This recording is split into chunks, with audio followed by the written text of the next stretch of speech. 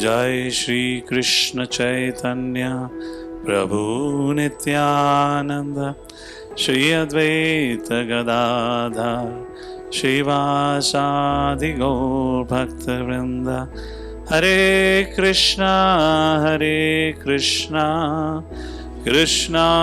Krishna Hare Hare Hare Ram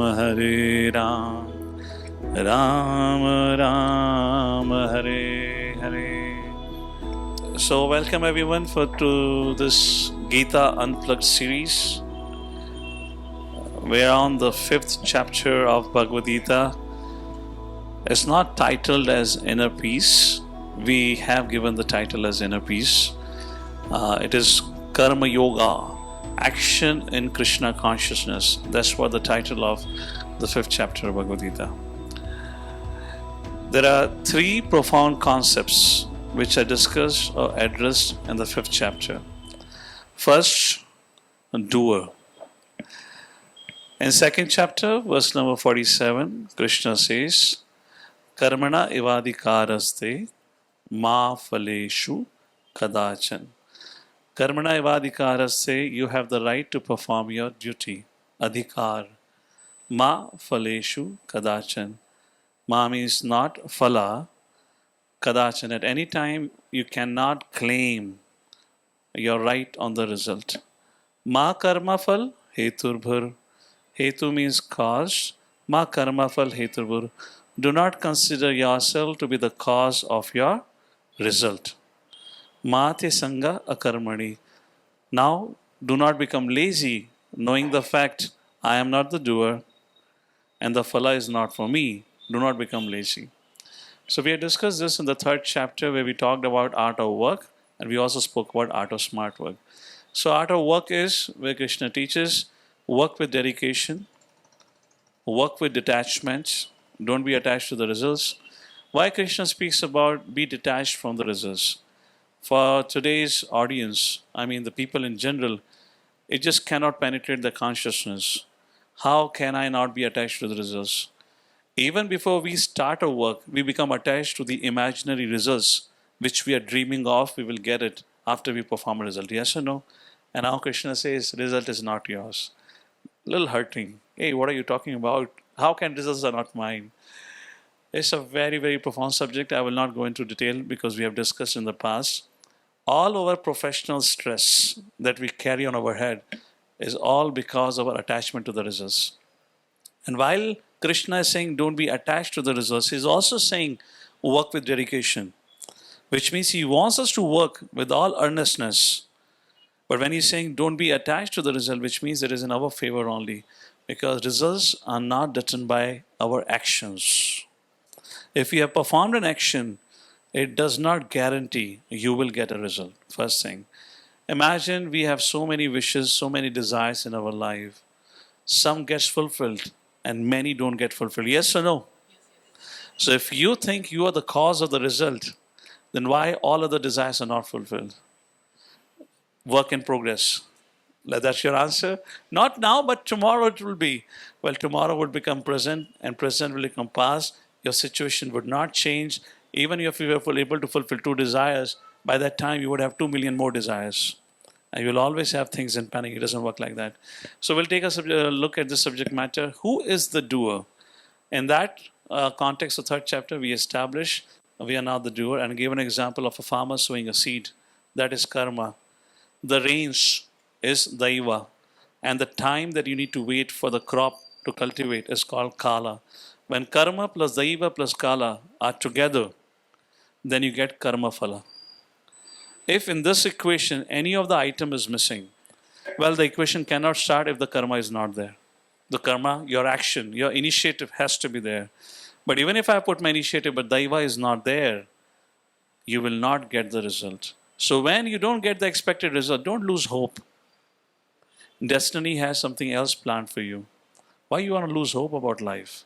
Therefore, when Krishna says, Karmanivadikaraste ma phaleshu kadachan ma karma phal heturbhur ma te sanga karmani, the concept, the idea that Krishna wants to teach us, do not find success in result. Find success in your action. Do not find enjoyment in result. Find enjoyment in your work. Make your work as a pleasurable activity. Be happy, be content with the work that you do. That is a success of life because that is only within our control. Nothing else is on our control. That's what was the subject. Here we'll take a look at, so who are the doers? If I am not the doer, I had to perform an action. Daiva and Kala is beyond me. So who controls this Daiva and Kala? Who are the other factors? We'll take a look at it. Second profound concept is, what is a vision of spiritualist? So there is a big confusion about, am I a religious practitioner or am I a spiritual practitioner? I had a conference, I had a presentation today. We had gone to Lonavala. So there I was making a point to all the attenders that I was a religious individual. But when I read Bhagavad Gita, I became a spiritualist. Religion is about rules and rituals. Spirituality is about rules and practical action. I repeat again. Religion is about rules and rituals that we do knowing or not knowing what we are doing. We have been told, just do it. Either we Karva Chauth, either we Ganesh Chaturthi, you name it. We just do it because we have heard it. It happens a function of faith. But spirituality also have rules, but it's largely governed by practical action, where we know what we are doing and we know what will be the consequence or the result of it. And that's how the knowledge of awareness gets cultivated through spiritual practice. So now question comes, what is the vision of a spiritualist? The vision of a religious-minded person could be, I'm not saying entirely it has to be this way, but could be that my religion is better than yours. I belong to this religion, you belong to this religion. My God is better than yours. So there is a decisiveness in the society because of religion. Is that what spirituality also does? Is that the vision of spiritualist also? Does he also say, my spirituality better than your, my goals are better than your goals? How does it function? We'll take a look at it. And the third profound subject matter of this chapter is peace formula. I guess that is probably the urgent need of the hour. There are crises happening in the Europe, there are crises happening in the Middle East, and we always are in crisis because of good neighbors on the west and the eastern front. So crisis all over the place. So what is a peace formula? Unless we have a community of individuals who are experiencing an inner peace, we cannot have a collective peace in the society. The peace in the society is nothing but an outcome of individuals who are experiencing inner peace. If you have a society, if you have created a society of individuals who are frustrated, you will have a society which will only produce chaos and destruction. So how do we find, or what is a peace formula? So that will be subject matter. All right, let's begin with it. A quick acronym for the 5th chapter of Bhagavad Gita. Before I take it forward, how many of you have been coming regularly for this Bhagavad Gita sessions or this Gita Unplugged series? Can you raise your hand, please? Those who have been regular here for Gita Unplugged, raise your hand high up. So I get to see. So glad, majority of you. How many of you here have come for the first time? Okay, some of you have come for the first time. Okay. All right, so let's take a look at the 5th chapter. This is an acronym. It has 29 verses. Let's begin with the first set of 12 verses. Stay in the world. Here, this chapter again begins with the question of Arjuna. I will not go in the details of that topic, but what is the subject or the summary of this topic of stay in the world?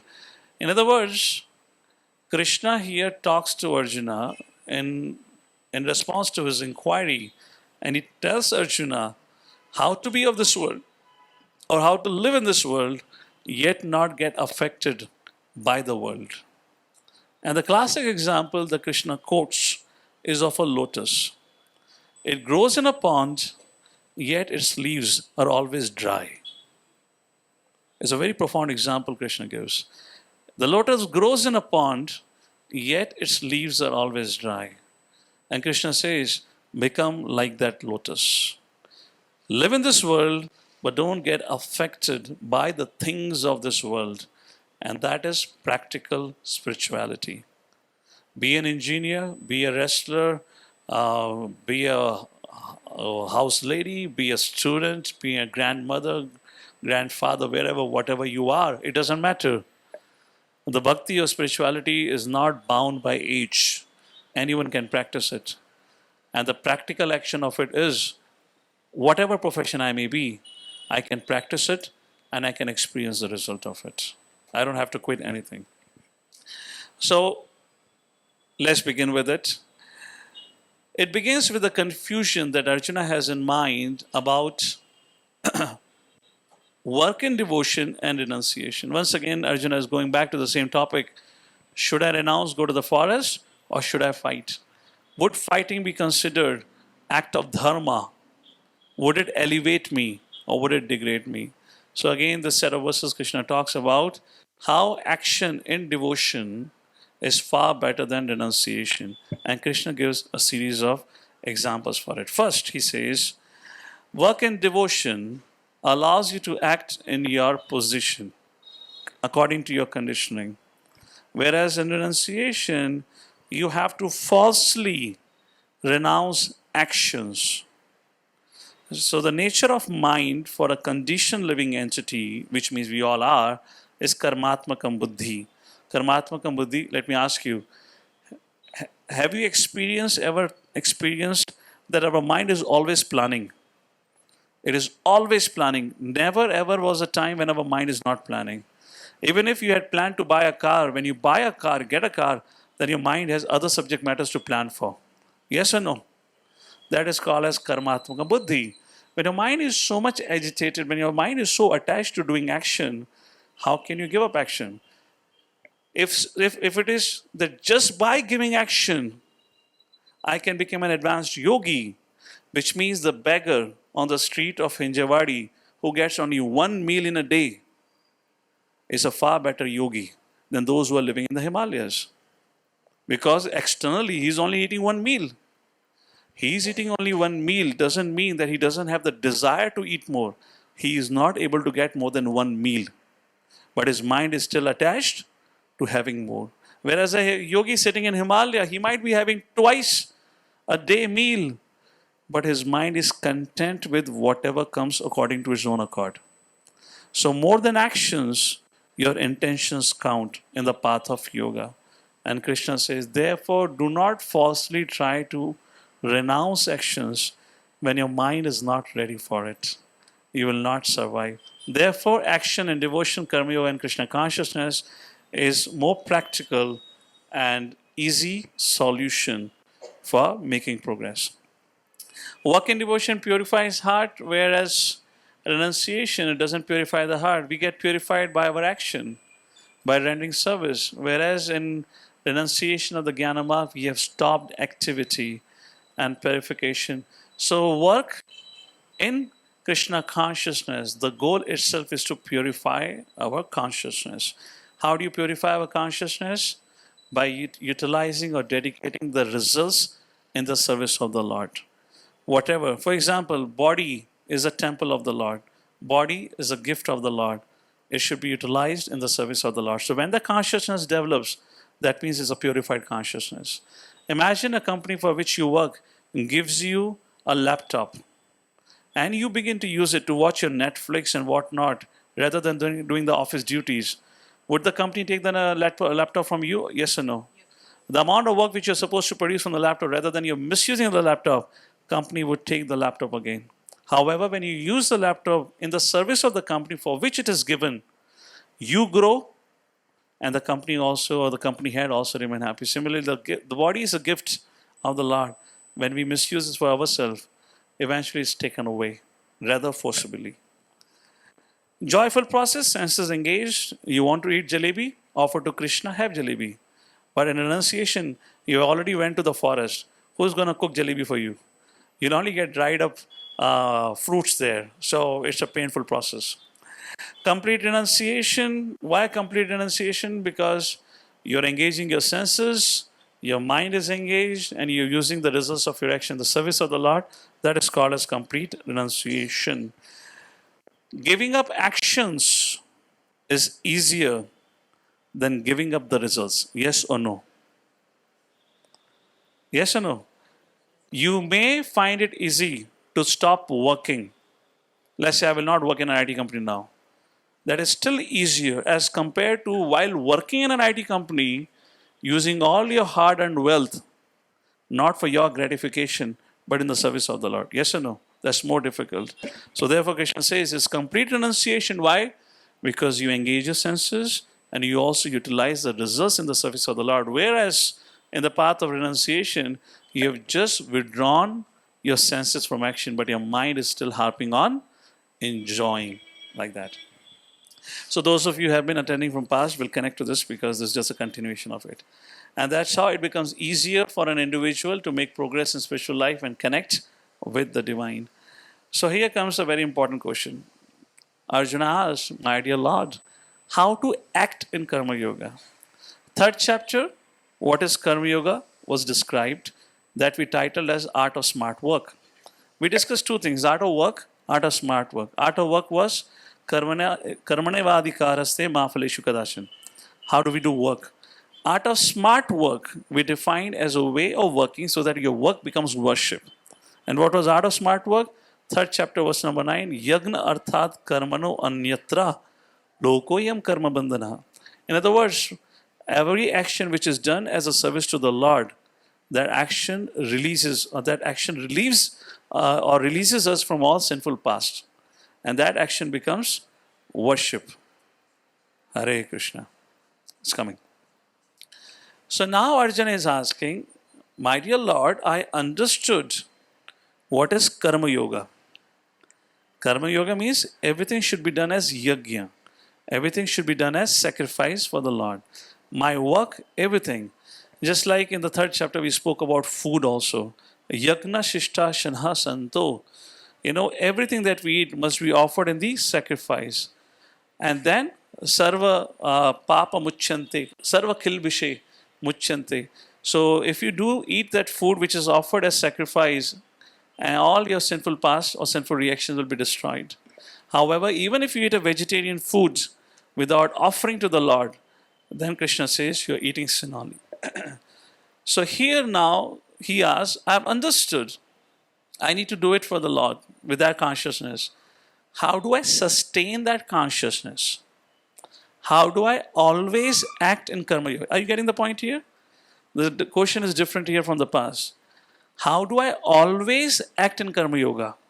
Not that I use certain percentage of my result, hard work, in the service of the Lord by contributing or doing charity. What about rest of the activities that I do? How can I always act in Karma Yoga? There are three things Krishna says to be always situated in Karma Yoga. What are the three things? Let's take a look at it. First, keeping mind and senses under control. Regulated sense gratification. There is no prohibition on sense gratification. Regulated sense gratification. Okay, even some of you are feeling, अरे ये तो जाति हो गई, ये हमारे संस्कृति में हर चीज़ में regulation लगा दिया जाता है. Western life is so wonderful. Everything is unrestricted. Whereas in our Bharatiya culture, everything is restricted, regulation. My dear friends, the joy is only in regulation. If you do unrestricted, you will become frustrated even before you have lost the taste for it.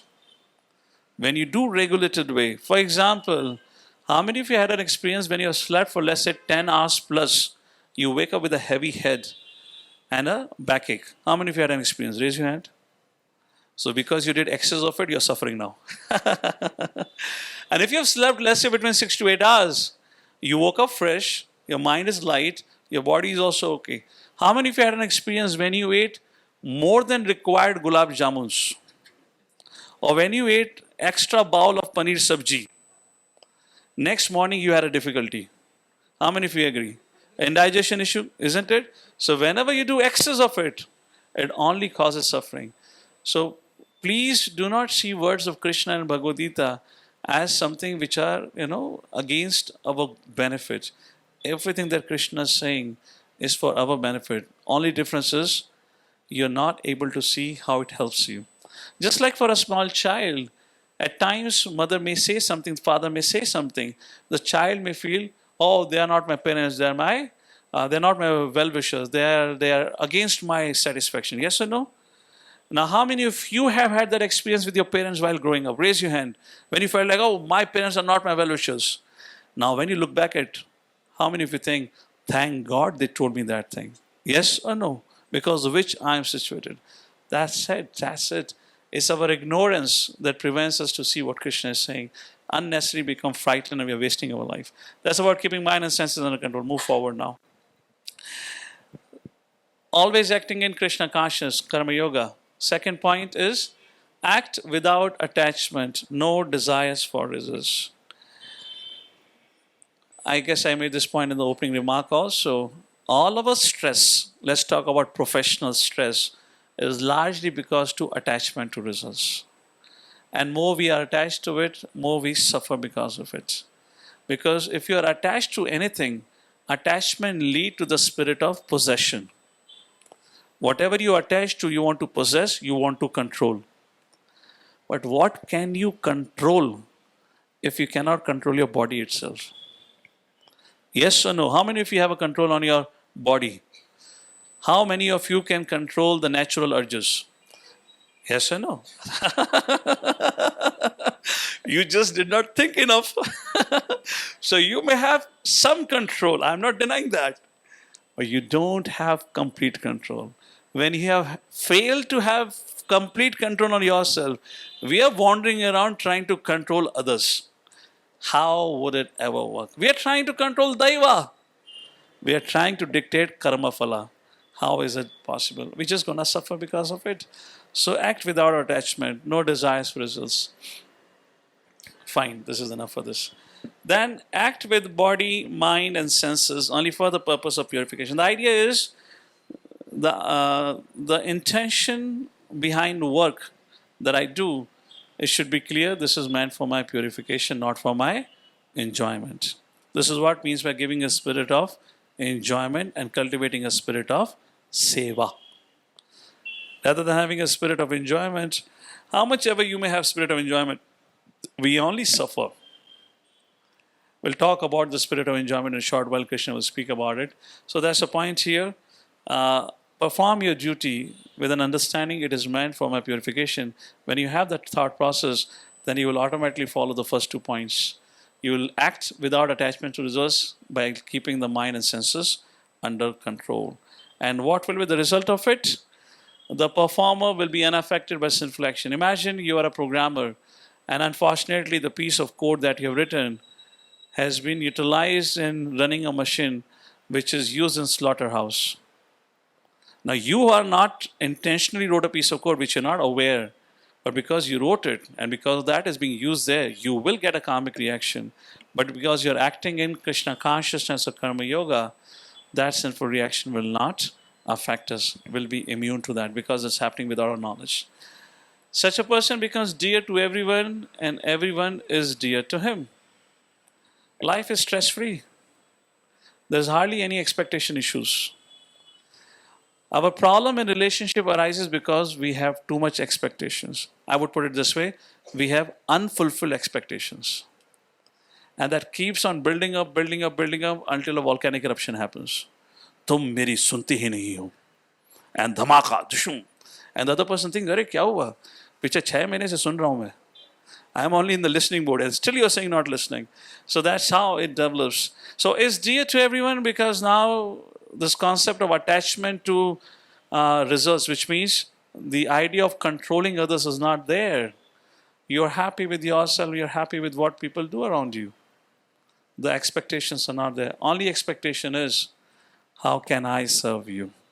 And if you're in that consciousness, why wouldn't you be dear to everyone? Yes or no?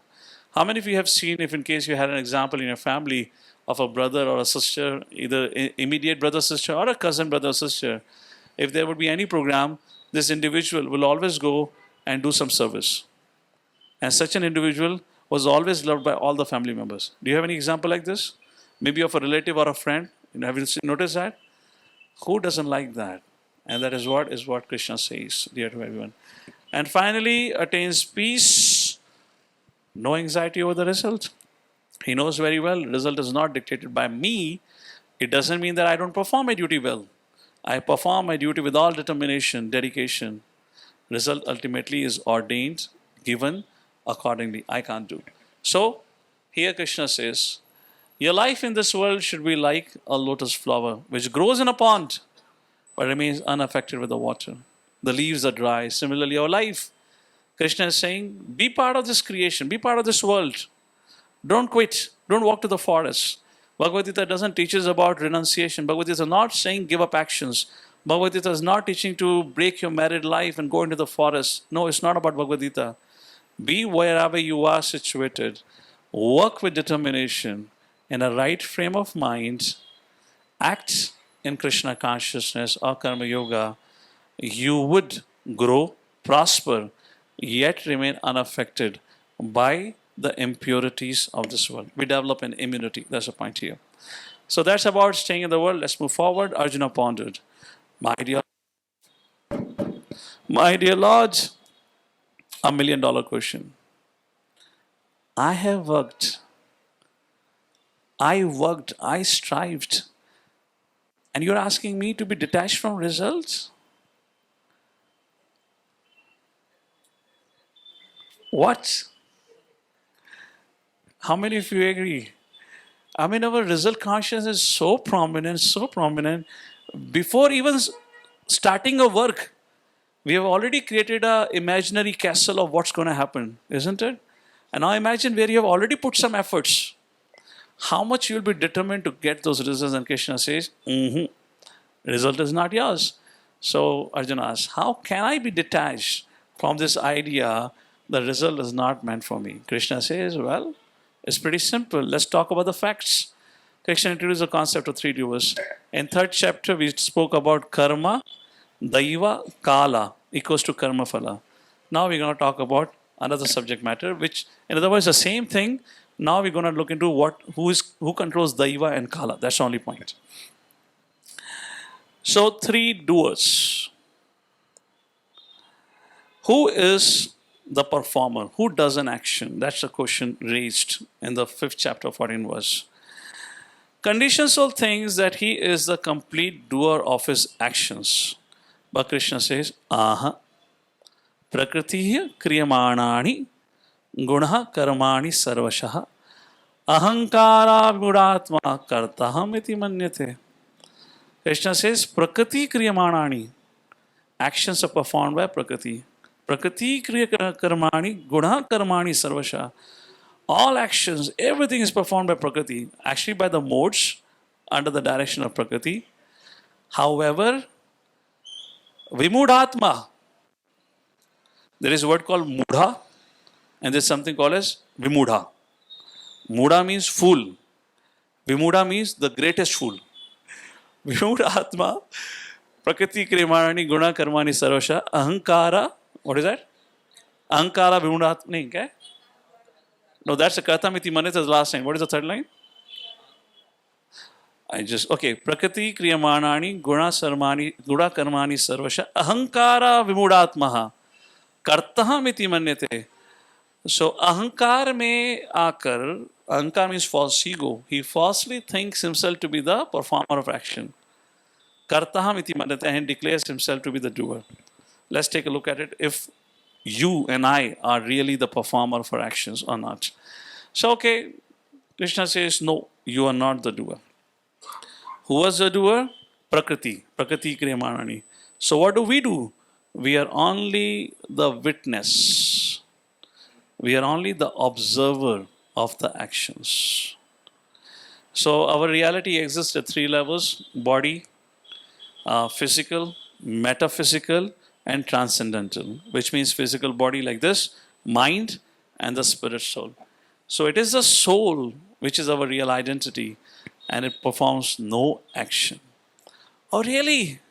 So I can go very well, start slapping all of you, and I can say, Bhai, Bhagavad Gita says, I am not the performer, don't hit me.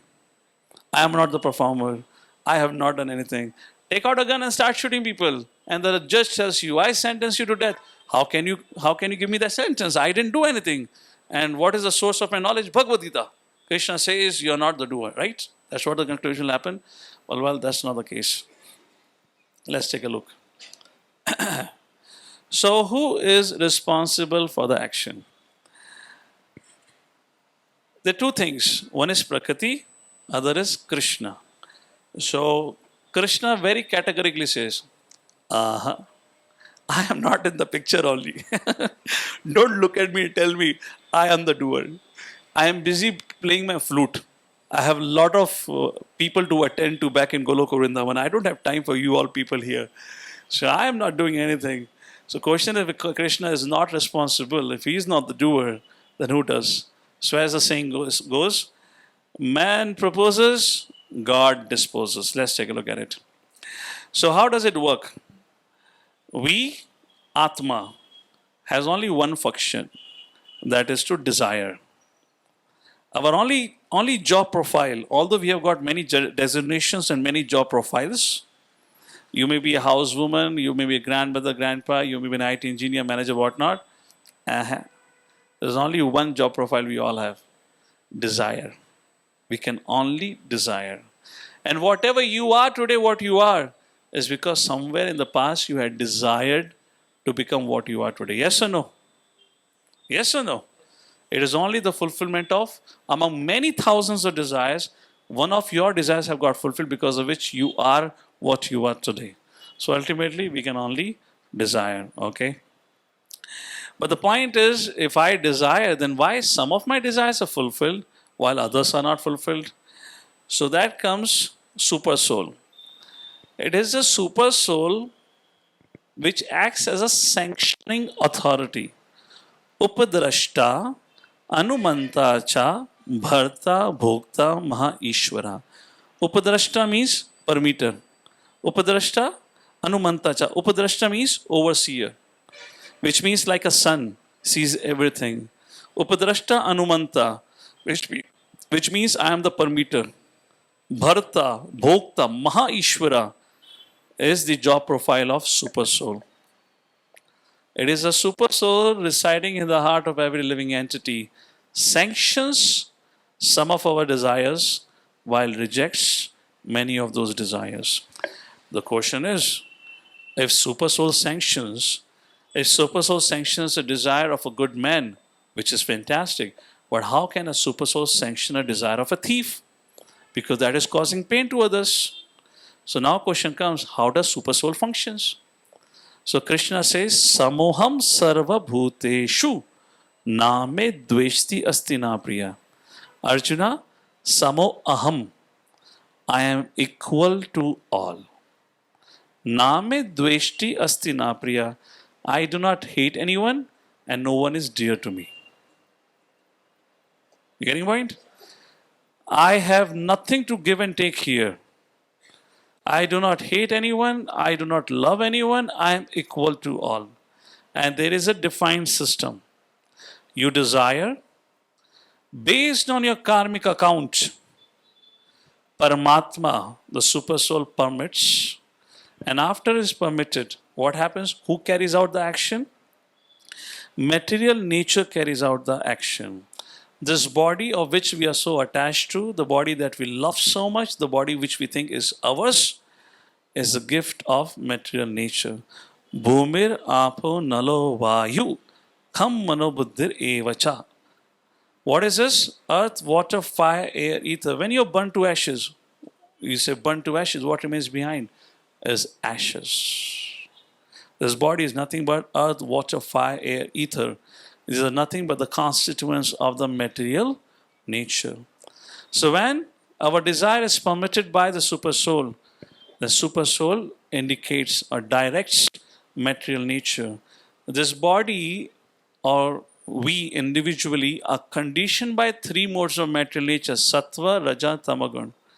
These are three strings which are tied to us. Have you ever seen a puppet show? Puppeteer show. You're sitting in the audience, you see a puppet dancing here, you cannot see the fine threads and how the puppet runs or dances. But when you go behind the stage, you'll see the puppeteer holding the fine thread, and with his fingers, he's moving the gestures, making the gestures, and the puppets are dancing. We are the puppets in the real life. And the puppeteer is a material nature, and behind the material nature is the Supreme Personality of Godhead.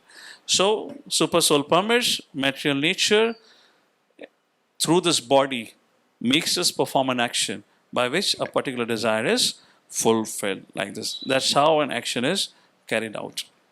So now question comes, why some of my desires are fulfilled while others are not fulfilled? How it happens? Let's take a look at how the law of karma function. So, who am I? Soul. Clear? Soul has a function, desire. That's what we can do. Where am I? Tamanna is rooftop, right? Not. Entirely wrong. We are in the material world. Open your horizon. Don't limit yourself to a box. Where are you? You're in the material world. What situation I am in? That's a difficult question. You are in a material body. What situation I'm in? Where am I caught? I'm caught up in this material body. Okay? What am I bound by? What is bounding me? Three modes of material nature. Gunas, sattva, raja, tamaguna. Three modes. What is controlling me? What controls me? Huh? Is kala. We are bound by kala, isn't it? As the day passes, ayur harati vaipumsam udyan chayan astaho. With every rising and setting of the sun, our lifespan is reducing. You cannot do anything about it. So we are controlled by time. Is it all okay? 100% agree? Paka? And who is watching me? Who is watching me? Paramatma upadrashta anumantacha. All right? So this is all clear? So soul has a function to desire. This is all material nature which executes, and Paramatma is the permitter, or you can call as a judge also. So how does the law of karma works? Let's take a look at it. Imagine you are sitting here, you're gone with your family to a restaurant, and you are served what you demand.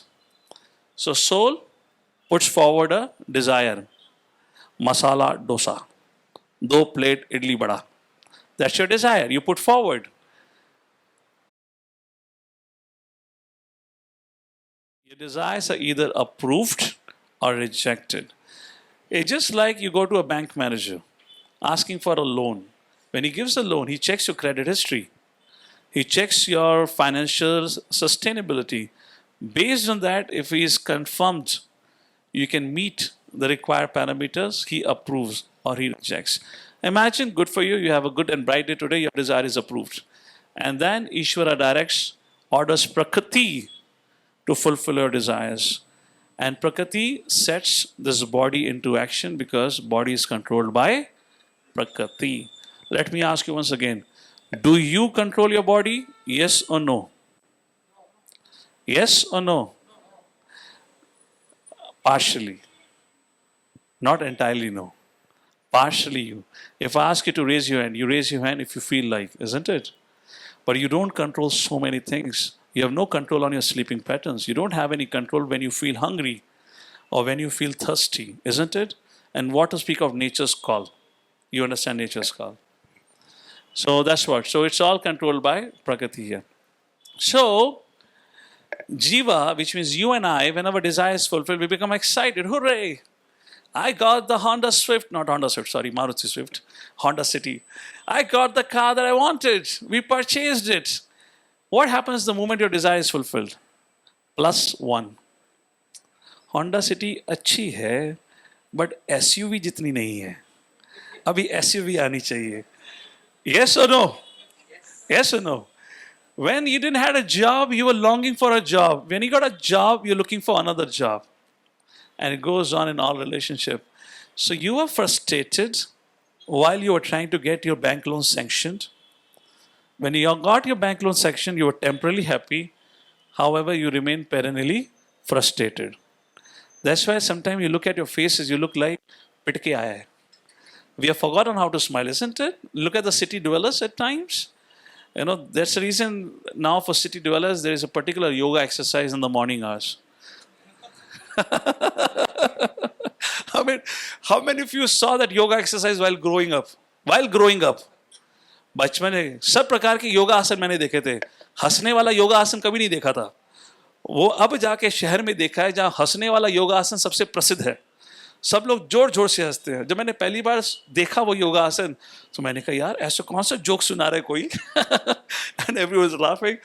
See, something when you have a scarcity of it, therefore there are attempts made to fill it up the gap. So that's what happens. Anyways, now okay, let's go forward. What happens if in case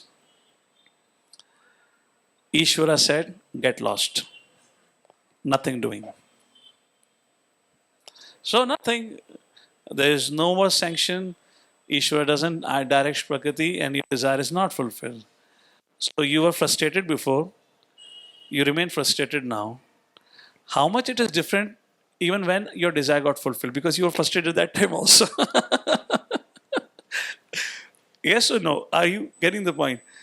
My point here is, what kind of life are we living? Look back at your childhood days. What hopes and dreams were given to us? बेटा जब बड़े हो जाओगे, जब college में जाओगे, पढ़ लिख के अपने पैरों पे खड़े हो जाओगे, नई नई लूना खरीद के लाओगे. I mean, sorry, लूना तो 25-30 साल पहले की बात हो गई. You can talk about what? Some bikes? What do you call? Huh?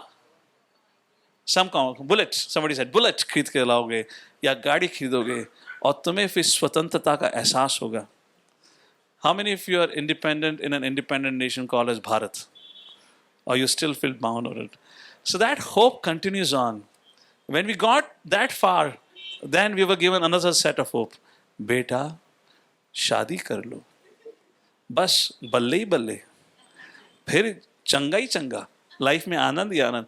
Then you get married after 2 years. बेटा अब पोतों की आवश्यकता है. You just have that. You'll be so happy. Am I exaggerating or is it factual? Please raise your hand. Please raise your hand. How many of you say it's a fact? Raise your hand. This is what happens. सब कुछ हो गया. अभी उनके पास कुछ कहने को नहीं है तो अभी वो चले गए हैं. अभी अब बोलते हैं बेटा अब बड़ा हो गया है, अपने पैरों पे खड़े हो, कब तक माँ बाप से पूछता रहेगा. Now they don't tell you anything because they have nothing else left to say. Only thing they have now to say, beta, you will enjoy the ultimate happiness when your grandkids will get married. It's a vicious cycle of hope against hope, continues on. That's what, this is not life. This is misery. Sorry to say that, but that's what we are living here. All right, let's move forward. Okay, let's take a question to all of you. How would you answer the following? A child asks a question. Is Supreme Lord responsible for all our sufferings and pleasures? Yes or no? Yes or no? सुनाई नहीं दिया. हाथ खड़ा करो. How many of you say not at all? Raise your hand. How many of you say yes? ये भगवान का ही करा धरा है. उसने ही हमको भेजा है यहाँ पर. How many of you heard this? अरे भगवान ने तो भेजा है हमें. भगवान ने नहीं भेजा है. हम आसमान से टपके हैं अपने कर्म फलों के कारण. So Krishna hasn't sent us here. We have come because of our own past karmic actions. So what we need to do when we talk about purification, what needs to be purified is my question to all of you here. We say perform action for purification. What needs to be purified now? It's desires. Because that's the only thing we have in control. Are you getting it? Be very clear with how it functions. Only thing that we have in our control is desire. So what needs to be purified? Desires. Now question comes, how do you purify the desires? Shri Chaitanya Mahaprabhu says, Cheto darpanam marjanam bhava mahadavagni nirvapanam Shreya Kairva Chandrika Vitaranam Vidyavadhu Jivanam Anandam Buddhi Vardhanam Pratipadam Purnamrita Swadanam Sarvatma Sanapanam Param Vichyate Shri Krishna Sankirtanam. Cheta Darpanam Marjana. The consciousness is compared to a darpan, which means mirror. Cheto Darpanam Marjanam. When you chant Krishna Mahamantra, everyone, Hare Krishna, Krishna Krishna, Hare Hare, Hare Ram, Ram Ram, Hare Hare. It is like dusting off the mirror of our consciousness. Cheto Darpanam Marjanam, Bhavamahadavagni Nirvapanam. And when you dust off, what happens? Shreya Kairava Chandrika Vitaranam Vidyavadu Jivanam. Imagine going inside a room which had been locked for more than 20 or 30 years, and there is a mirror which would be so dusty today that even just to dust it off together for a good amount of time. And that is what means by continuously, every day, every week, to chant the holy names. And we have been given a system of chanting 16 rounds of Hare Krishna Mahamantra. For you, at your level, you can begin with 2 rounds of Hare Krishna Mahamantra, which means 15 minutes. And what could be a better occasion, better month than this Kartik Mas? This is the month of November, which is also called as Kartik Mas according to Vedic calendar. Imagine you're sitting on a boat in the middle of the ocean. If the breeze is against you, you'll have to struggle so much to move forward. But if the breeze is in favor of you, you don't have to pedal at all. The rest of the months in a year are like when the wind is against you. You really have to struggle to practice spiritual life. Mind will not support you. But once in a year, for 30 days, the winds begin to flow in your direction. You just have to be on the boat. You don't even have to pedal. That is called as Kartik Mas. It's very easy. If you're chanting 2 rounds, take my word. If you just make a determined vow, you can very easy from tomorrow onwards begin to chant 8 rounds. If you're chanting 8 rounds, if you just make a small prayer to Yashoda Damodar, ask for the blessings, I can promise you from tomorrow you'll be chanting 16 rounds. And if you're chanting 16 rounds, no other month could be far better than this month where you can increase your spiritual practice. Because every Maha Mantra chanted in this month gives you result 1,000 times more than when you chant in the rest of the year. This is called as mega sale. Just for 1 month, do it. I promise at my end, by the end of this Kartik Mas, which ends on the 26th of November, you would experience a different personality within yourself. You will have a transformed consciousness. And an example of a transform or symptom of a transformed consciousness is you can go back at home today and take a pen and paper, write down whatever you think, whatever your desires are. Go back and write on the 27th of November. You will see most of the desires have evaporated. You are far much more happy and content even without having those desires. Not only desires have evaporated, you have developed far much more favorable desires for spiritual life. Your personality will be altogether. I can only humbly request you, it's all up to you how seriously you take it. Accordingly, you will get the response and reaction. To summarize the second part of it, Krishna explained that there are 3 doers in any activity: soul, super soul, and material nature. What to speak of controlling the results of activities? We barely are controlling physical and mental facilities. The individual soul can only desire. Arjuna thought, how does a person in knowledge acts? One who understands this. This is the spiritual science. One who knows the spiritual science, how does it act?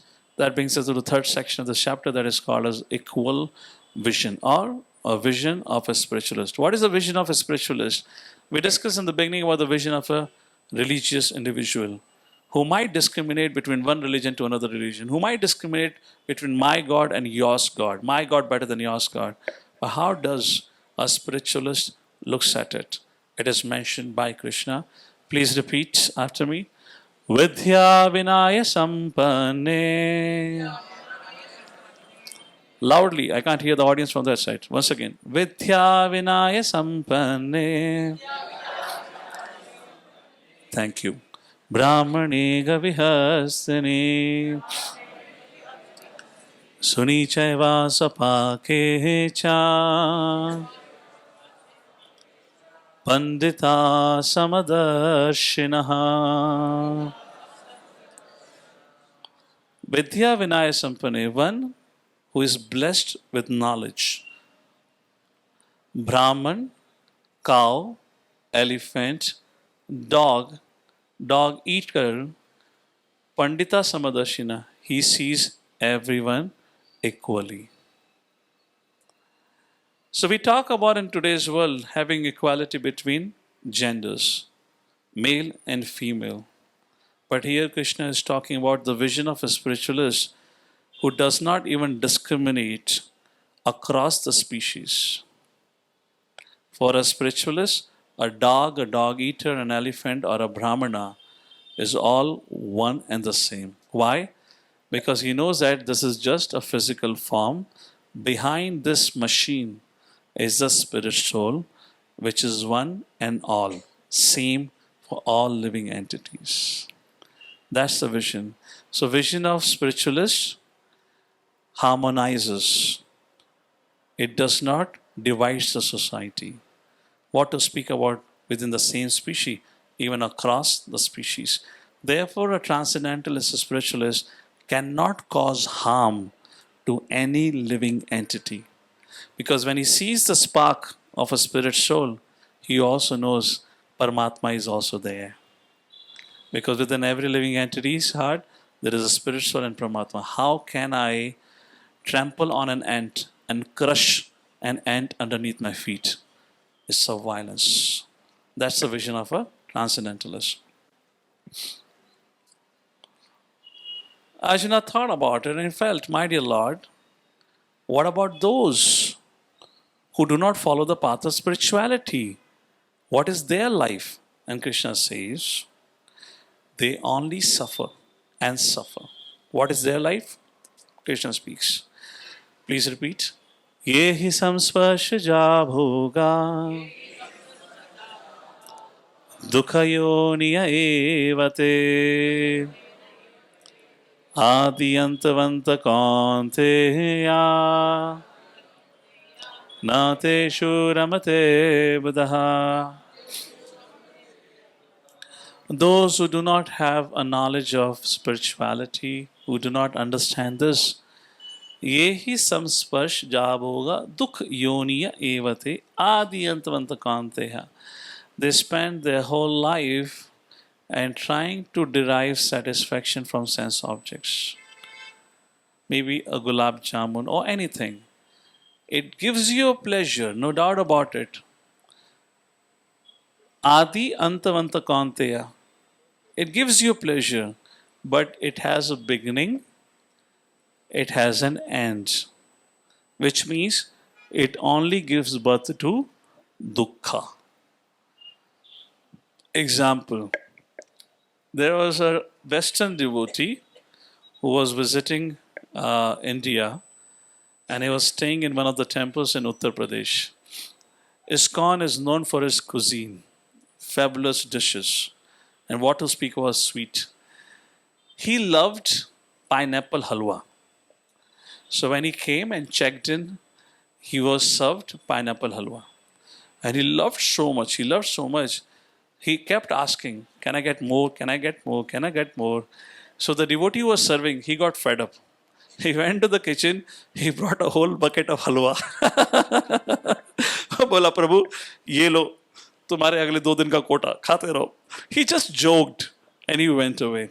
You will not believe what this devotee did. He was a young practitioner coming here for training. This guy gulped the whole bucket. It's a real story. He gulped the whole bucket of pineapple halwa. And around 12 or 12:30, he couldn't breathe anymore. He choked himself up to here. Couldn't put any more, even a morsel of butter or pineapple halwa. Emergency was called in, nobody could help him. He was taken to the hospital. And doctor said, I can't do anything. It has to be taken out. And his stomach has to be cut open. And how do I know this? We were out together for some Kumbh Mela and we were going to take a bath. So when he took out his upper cloth, he has a big cut mark like this. I say, hey, what happened? He said, pineapple halwa. So I didn't understand what pineapple halwa. This is a true story. So Yehi samsparsh javoga dukha yoniya evate. Only suffering. Okay, that's an extreme example. Let me give another example. Imagine gulab jamun is your favorite. I often say gulab jamun because it's my favorite. That's the first example comes to my mind what to do about it. So imagine gulab jamun is your favorite. You are sitting in a prasadam line and a devotee is serving you or a waiter is serving you, whatever it is. And it just so happened that this individual who's serving, he gives everyone two gulab jamuns. But to you only, for whom gulab jamun is a favorite most, he gives one. How many of you agree? Bas, abhi to kuch nahi. This is insult. Why this rascal can be one less? Although you are eating your gulab jamun, your eyes will keep on hopping from that plate to this plate. Isko do, isko bhi do, usko bhi do, usko bhi do, mujhe ek. How many of you agree will be frustrated? Yes?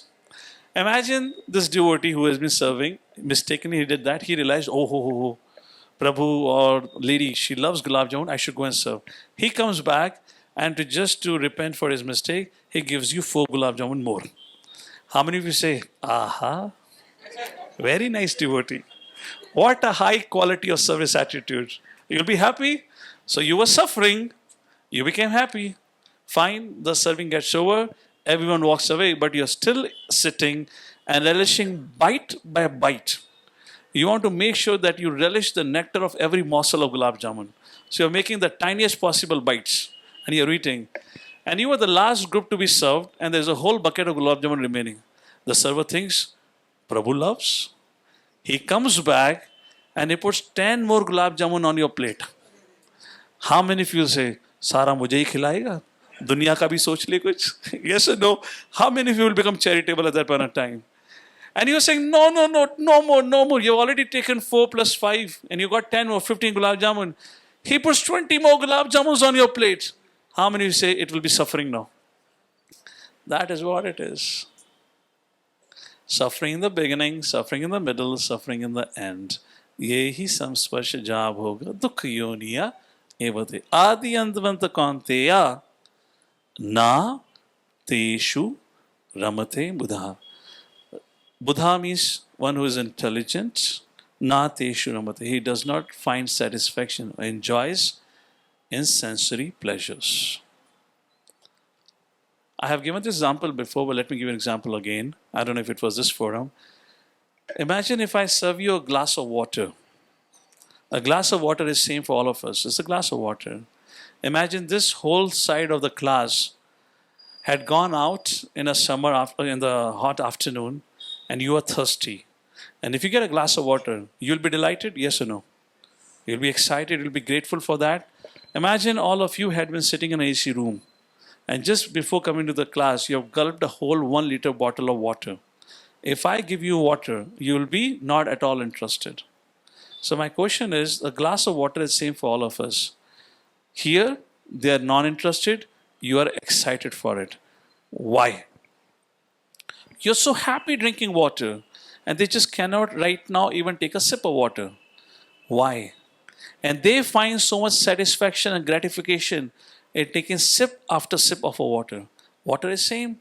If you're finding happiness, why aren't they finding happiness? The reason is our happiness of this world is directly proportional to our suffering. I repeat again the formula. Our happiness of this world is directly proportional to suffering. The more you have suffered the thirst, to that degree you will be happy when you get it.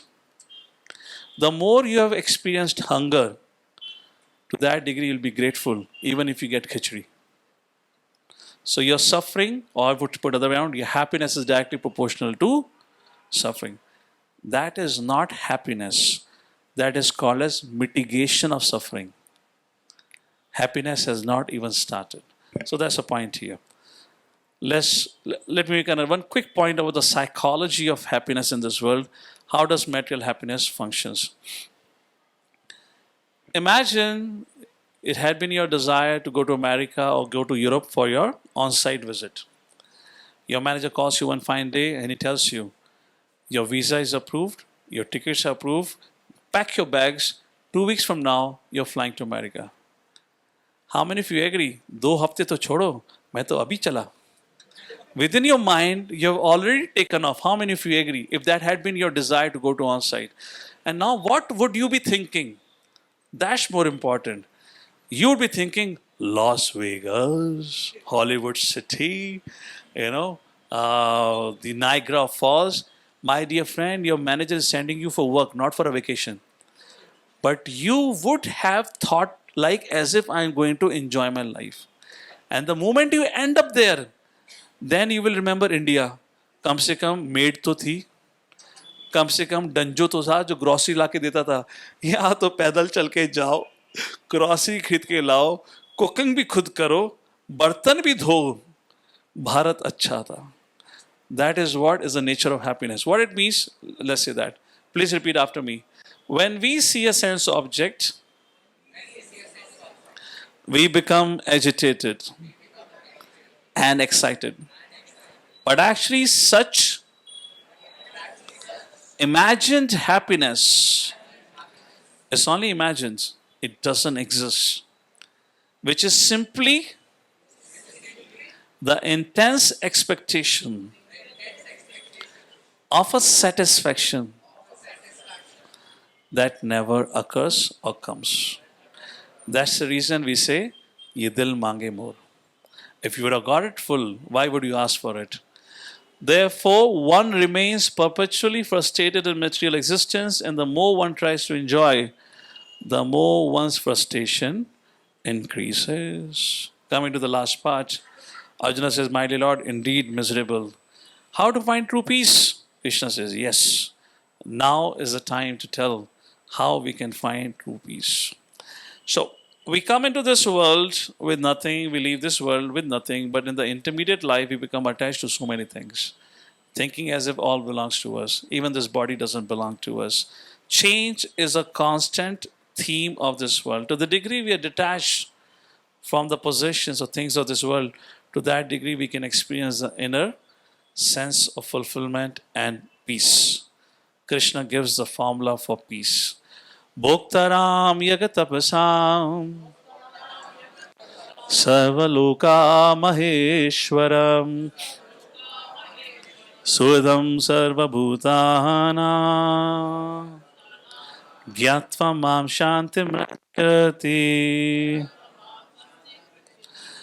Krishna says, who can attain this peace? Who knows the truth about me. Bhoktaram yagatapasam. Of all the hard work, of all the sacrifices, yajna, of all the austerities, Rama means enjoyer. Bhoktaram, I am the enjoyer. You and I, not the enjoyer. We are an assistant to that enjoyment. We are not the controller and proprietor. Then, Krishna says, Sarva Loka Maheshwaram.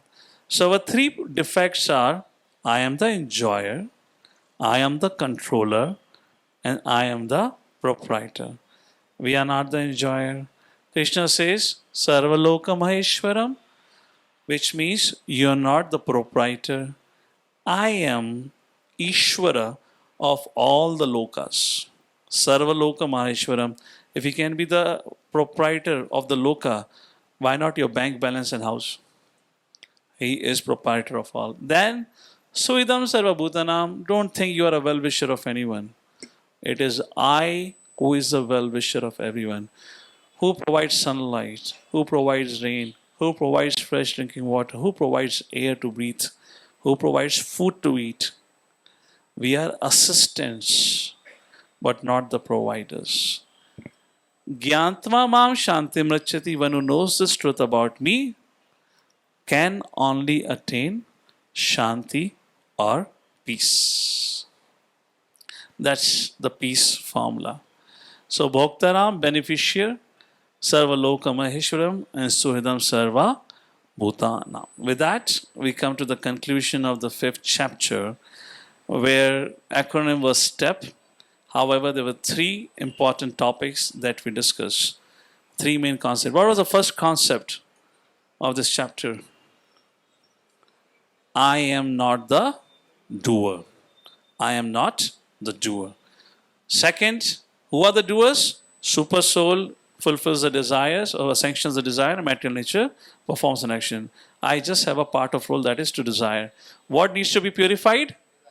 Desires need to be purified. How you purify the desires? Hare Krishna, Krishna Krishna, Hare Hare, Hare Ram, Ram Ram, Hare Hare.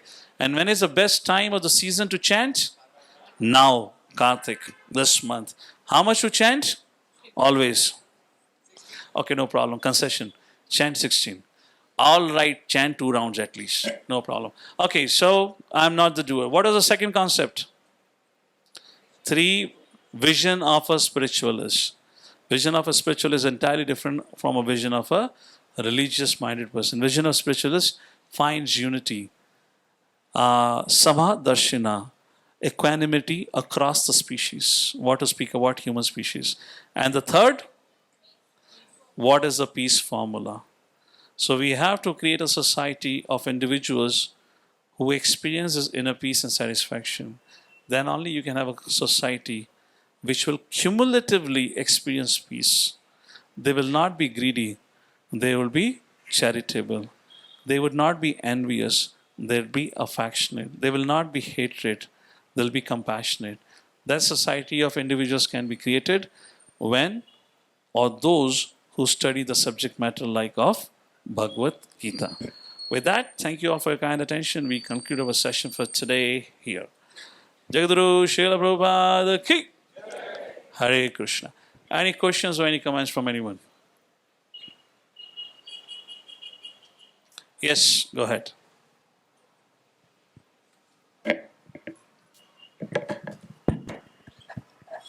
हरे कृष्ण प्रभु जी। जो third अध्याय था वो भी कर्मयोग था और ये fifth को भी नाम कर्मयोग दिया, तो दोनों में डिफरेंस क्या है? Karma Yoga क्या है? It was defined. How to act in Karma Yoga is the subject matter of 5th chapter. Karma Yoga and Karma Yoga in action. That is 5th chapter. What else? Hare Krishna Guruji. As you said, we have to stay in this world unaffected, even if you are married or having kids. But isn't means like It's not that we have to remain unaffected. To be able to live a wholesome life, we have to cultivate the immunity so that we become unaffected, or we don't become affected by the flux or the constant changes of this world. So isn't getting married or having kids is like Moh Maya means? No, not at all. Vivaha samskar is created. It's a part of Vedic life. If Moh Maya, why would Lord create a Vivaha samskar? Kanya Dan, giving a daughter in marriage, is said to be the highest charity. Kanya Dan. And getting married is called Vivaha samskara. Okay. It's an important element. Yeah, so even after doing all these things and remaining unaffected and unattached, we can attain supreme and moksha? If you can become unaffected and unattached, you have attained. Sorry, you are? If you can become unaffected and unattached, you have already attained the supreme. Okay, got it. It's not that you first become unaffected and unattached, then someday you will attain. You have attained the supreme. The symptom of it is today you are unaffected and unattached. That's a symptom of it, not other way around.